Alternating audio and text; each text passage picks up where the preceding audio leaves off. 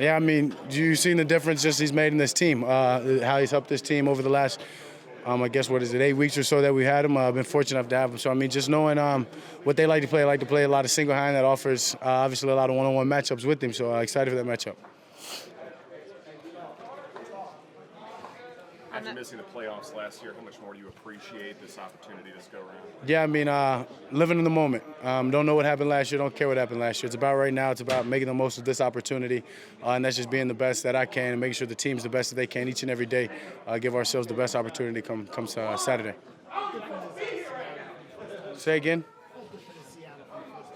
Yeah, I mean, they're different. Obviously, they're playing better. They're playing a lot better than they were that game, but so are we. So, I mean, some things have changed, but for the most part, they're exactly they stuck to who they are. And as I said before, we're excited for this one, like our matchup. Do you believe in momentum for quarterbacks where you played the last year?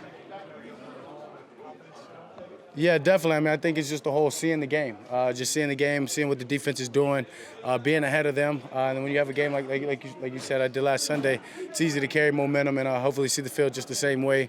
Ball feels good. It's just take that from one game to another would be huge. Knowing these, been a confident quarterback, but just do what you did last week without Zeke, without Tyler, without Dak, that give you the more confidence in your game, what you can do.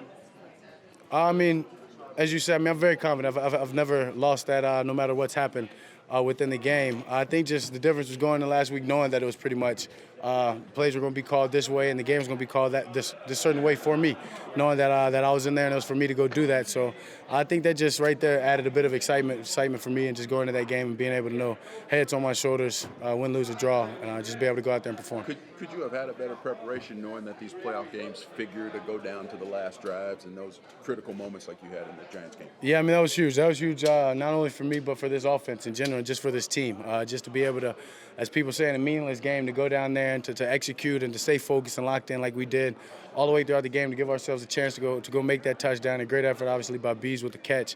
But then the defense to come out there still with a minute left after a bad penalty by us to be able to go out there. I mean, what do they need? 10, 15 yards at that point in there in field goal range. But for them to step up the way they did and what people say is a meaningless game just shows the character of this team and just how we're going to fight week in and week out.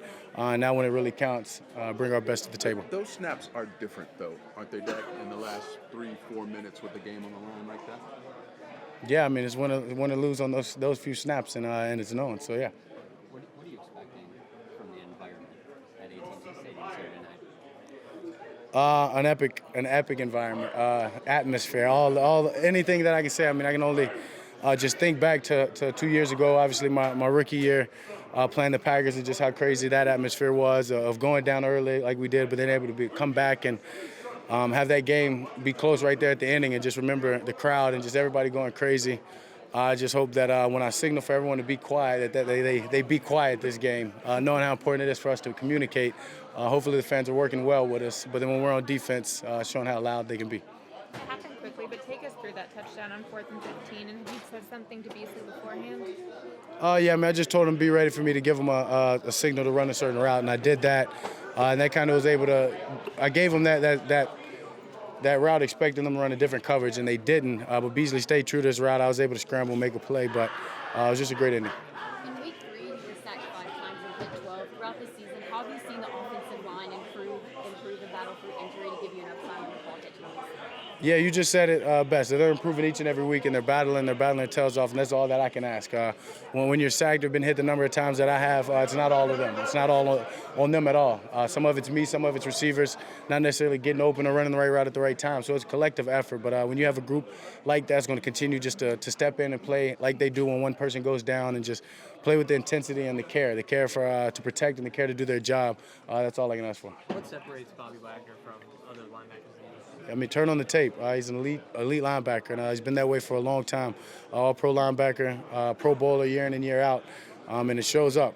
He's the quarterback of their defense. He's ahead. He knows, for the most part, the offensive formations and the things that they like to do out of that, and that puts him ahead of the game. So he's a great linebacker. How important is success in the playoffs to the legacy of the quarterback? Wow.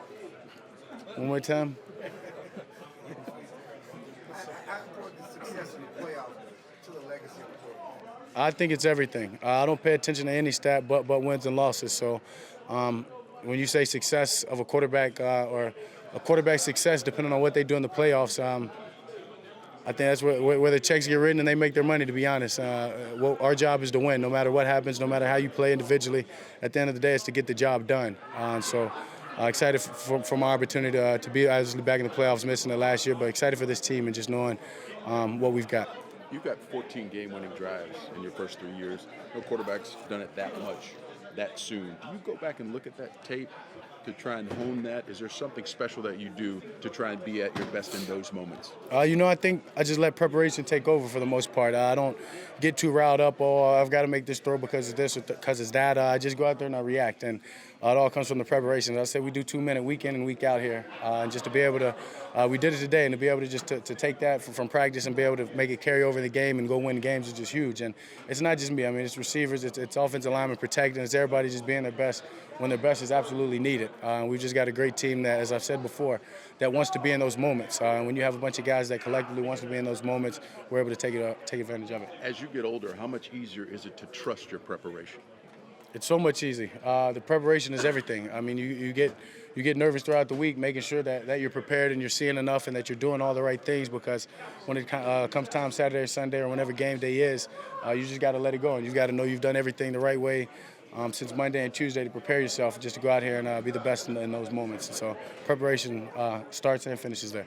Can you talk about any superstitions, any quirks, anything different going on this weekend? Are you going to wear the sleeves or not? Yeah, I'll wear the sleeves, but no really superstitions or anything like that. I mean, it's another game blessed to play with. Obviously, a lot of meaning to it. Just gonna go out there and be my best. Say again? Sleeves just become a routine now. Do you think you play better in the fourth quarter and overtime in those moments? Does something turn on? No, I mean, I wouldn't say just I flipped the switch or something like that. I mean, the switch is flipped at the beginning of the game, the moment I come out there. So it's just a matter of being, as I've said, being your best when your best is needed. And that's important, but it all comes from the preparation. How much better is this offense? Thanks, Dak. How much better does this offense click when Cole Beasley and that connection is working?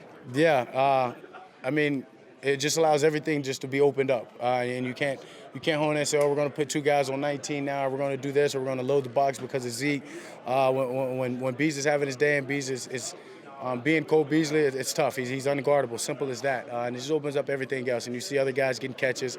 It allows the tight ends to have a big day, and so it's just important for us to go out there and just spread the ball and everybody be on their best. You and Amari left a couple of plays on the field. Are you guys completely ready to go now? One more time. You and Amari left a couple of plays on the field. Are you guys ready to roll now? Yeah, 100%. Clean those up, and that's what you have to love about somebody like Amari. He's going to be hard on himself, but he's going to come back the next play and the next game or next practice or whatever it is, that next rep, ready to get better and clean up what happened the play before. So thankful for that. He's hard on himself, but is he hard on you too? The first game this season. One more time. He's hard on himself, but is he hard on you too? I mean, maybe. I'm hard on myself. I'm hard enough for both of us. So I mean, not necessarily tell me anything, but we just do a great job of communicating, and it pays off. What did you learn from the Seahawks in the first game this season, week 3? What did I learn from them?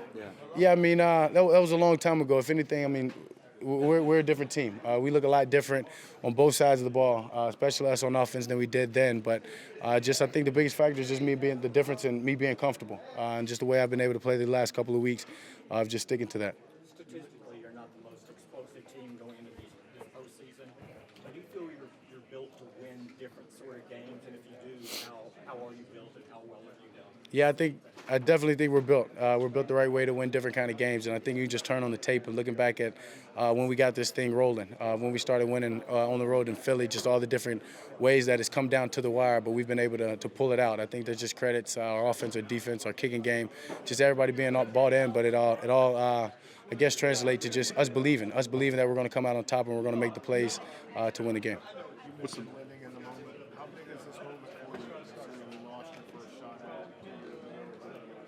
Yeah, I mean, it's huge. I just talked about it. I mean, I think the success from this position starts with winning playoff games. So it's huge. Is there any sense of relief that Earl Thomas won't be on the other side of the ball? I mean, he's a great player. But, yeah, not any relief. I mean, wish he was healthy, to be honest. You talked about the belief that you guys have collectively. What's the most important thing you do to foster that belief? Yeah, I mean, just making sure everybody just stays within that, stays within the game, stays within the moment, like I said, and just just knowing you got to have each other's back, because Coach Garrett says it best. There's going to be a lot of ups and downs. There's going to be a lot of success and adversity. But if we continue to keep that mindset and play through the ups and the downs, we give ourselves a chance. We got the right guys in this locker room and on this team to do that week in and week out. Yep, appreciate it. What is the thing about Jason Garrett that just stands out most during a week like this, going to a big playoff game? Yeah, I mean, he hadn't changed his approach, and I think that's the best thing you can do. I think sometimes people get into games and maybe tighten up because of what's on the line, but just the way he's come in and he's delivered the message. This game's no different from when we're 3-5. Our backs have been against the walls, and so just for him to be able to keep that message, keep preaching it the same way, and everybody believing and buying into it is huge, and it gives us the best opportunity. Thank you, Dak. Appreciate it. Thank you, Dak.